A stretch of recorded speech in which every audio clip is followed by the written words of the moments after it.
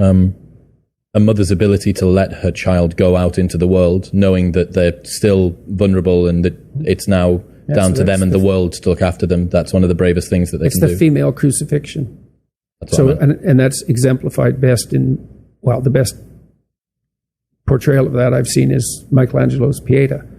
You know, it's a statue of Mary, and she has Christ's body on her, as an adult, on her lap, and he's broken and destroyed, and, you know, she's displaying that. And that's the bravery of a mother, to allow that to happen. But not only that, to facilitate it. Facilitate it. So what about... Where you go, kid. Where you go. Where you go. Well, why? It's dangerous out there. It's like, yeah, no kidding. It's more dangerous here if you stay with me. By a lot. So you might lose your body out there in the world, but if you stay here, you lose your soul. How do you see that as an individual? Let's say that there isn't the mother there that's pushing you along. Well, you know, one of the things Carl Jung was very interested in the Oedipal complex, and that's basically the overprotective maternal. And he criticized Freud for presuming that it was really something the mother did.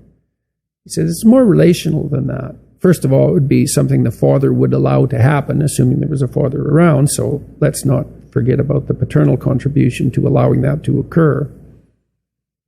Because in some sense, it's the father's role to serve as the antithesis of that maternal overprotection. So a woman is extremely bonded with her infant, say between 0 and 9 months, and the infant is utterly helpless. And so complete compassion and the provision of comfort is the only job that matters, and that's really the case. And then the woman has to switch gears to some degree. The mother has to switch gears as the child starts to become more mobile, fundamentally, and more independent. She has to let go of the infant, which is a real grieving process, and she has to start to facilitate this movement towards independence. But that's a hard shift, and so partly the role of the father in that is to be an advocate for the child's independence and to comfort the mother, to let her know that that degree of security provision is no longer necessary, but also to act as an advocate for the child's outgoing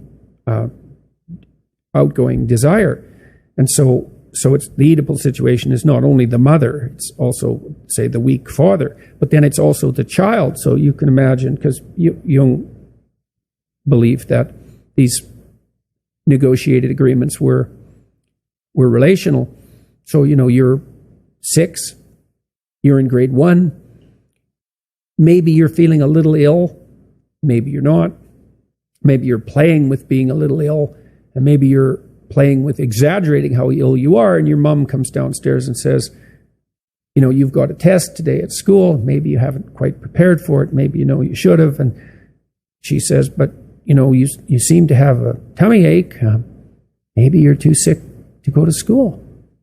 And the kid thinks, maybe I could just stay home and, you know, mom could tuck me in and I wouldn't have to take that test and I wouldn't have to confront the world. And he says, yeah, mom, my stomach really hurts. And away we go. And the child has made a choice. And you think, well, that's a catastrophic choice. And you think, well, children shouldn't be held accountable for choices they make at that age. It's like,